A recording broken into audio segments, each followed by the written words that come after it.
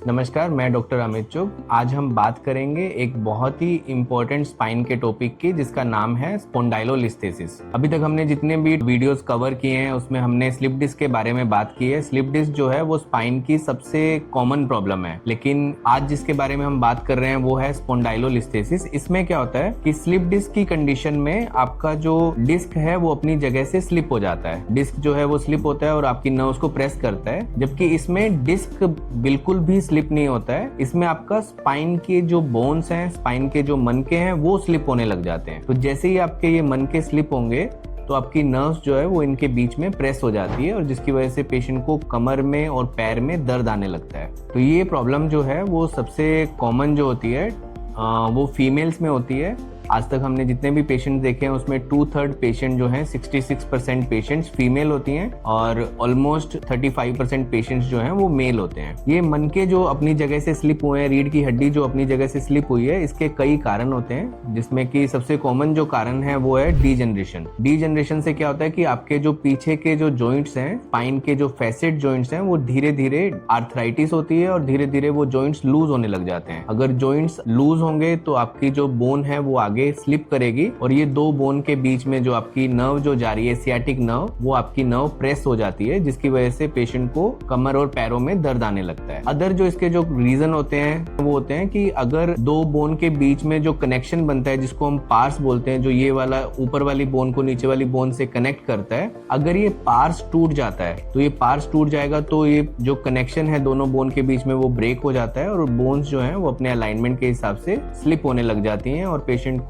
कमर दर्द और पैर का दर्द स्टार्ट हो जाता है। उसके अलावा ये जो स्पोंडाइलोलिस्थेसिस है वो आपका फ्रैक्चर की वजह से भी हो सकता है, कोई चोट लगने की वजह से भी हो सकता है, कंजेनाइटल भी हो सकता है या फिर डिस्प्लास्टिक भी हो सकता है। अब हम बात करेंगे कि स्पोंडाइलोलिस्थेसिस के ग्रेडिंग क्या क्या होती हैं। स्पोंडाइलोलिस्थेसिस की 4 ग्रेड्स होती हैं। इसमें ग्रेड जो 0 होता है उसमें होता है कि स्पोंडाइलोलाइसिस है, दोनों बोन्स के बीच में जो कनेक्शन है वो टूट गया है बट बोन जो है आगे स्लिप होना स्टार्ट नहीं हुई है। ग्रेड 1 होता है जब इसमें 25% तक अगर बोन जो है ऊपर वाली नीचे वाले के कंपैरिजन में स्लिप हो जाए। ग्रेड 2 होता है जब 25 to 50% स्लिप हो जाए। ग्रेड 3 होता है जब 75% तक अगर बोन जो है वो स्लिप हो जाए और ग्रेड 4 होता है जब आपका 75% से भी ज्यादा बोन जो है वो आगे स्लिप हो जाए। अब हम बात करेंगे स्पोंडाइलोलिस्थेसिस के सिम्टम्स क्या क्या होते हैं।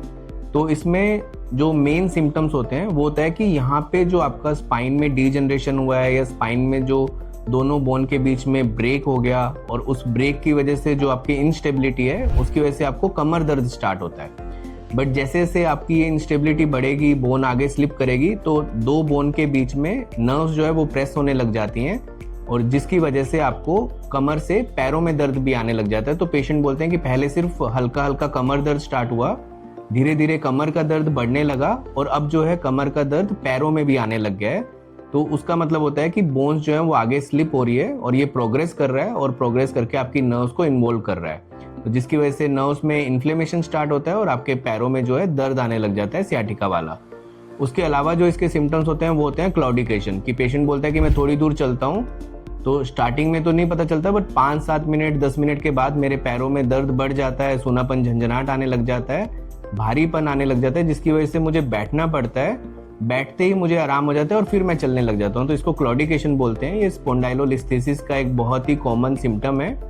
उसके अलावा जो सिम्टम्स हैं वो होते हैं कि अगर पैरों में कमजोरी आने लग जाए, यूरिन टॉयलेट का डिस्टर्बेंस होने लग जाए, तो ये कुछ मुख्य सिम्टम्स हैं इनके, जिससे हम आइडेंटिफाई करते हैं कि पेशेंट को कितनी प्रॉब्लम है। अब हम बात करेंगे कि स्पोंडाइलोलिस्थेसिस का हम डायग्नोसिस कैसे करते हैं। तो स्पोंडाइलोलिस्थेसिस के डायग्नोसिस में हम एक्सरे कराते हैं पेशेंट का।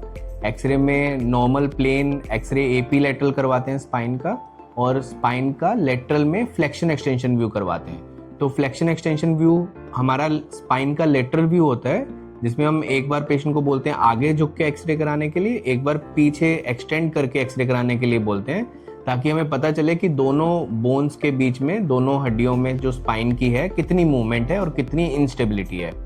उसके अलावा नर्व्स को देखने के लिए जो हमारा इन्वेस्टिगेशन ऑफ चॉइस होता है वो हमेशा ही एमआरआई होता है, क्योंकि एमआरआई में हमें पता चलता है कि नर्व्स पे कितना कंप्रेशन है और जॉइंट्स कितने खराब हो चुके हैं स्पाइन के। तो एक्सरे और एमआरआई करा के हम इसका डायग्नोसिस कंफर्म करते हैं।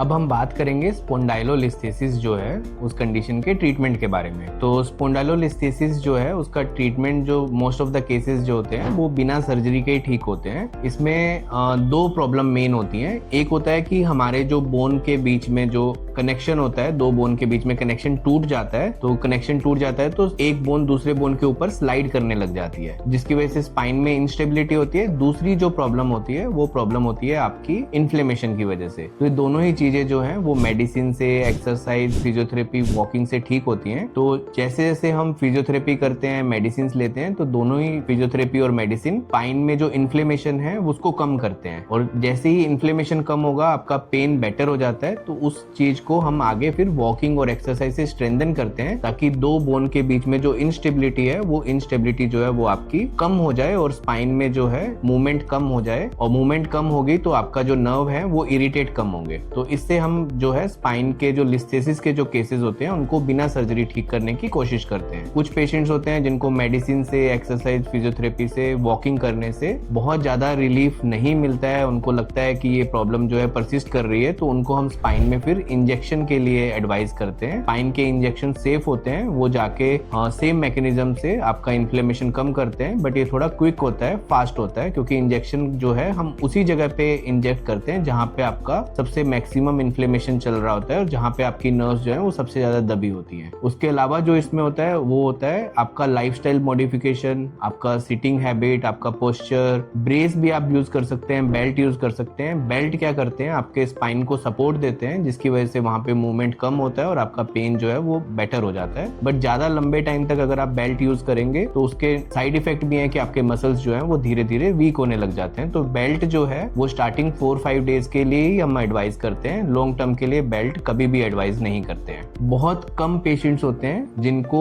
लिस्थेसिस जो है ये सारी चीजें मेडिसिन, एक्सरसाइज, फिजियोथेरेपी, वॉकिंग के बाद भी ठीक नहीं होता है और उनका जो लिस्थेसिस जो है वो धीरे धीरे प्रोग्रेस करता है और जो नर्व्स पे जो प्रेशर है वो धीरे धीरे बढ़ता जाता है, पेन बढ़ने लग जाता है, पैरों में कमजोरी आने लग जाती है, या फिर यूरिन टॉयलेट का कंट्रोल जो है उनका वो डिस्टर्ब होने लग जाता है। सिर्फ उन्हीं केसों में हम आपको माइक्रो एंडोस्कोपी या फिर दूरबीन से, लेजर से सर्जरी का एडवाइस करते हैं। बाकी जो केसेस होते हैं वो सारे जो हैं आपके बिना सर्जरी ठीक हो जाते हैं।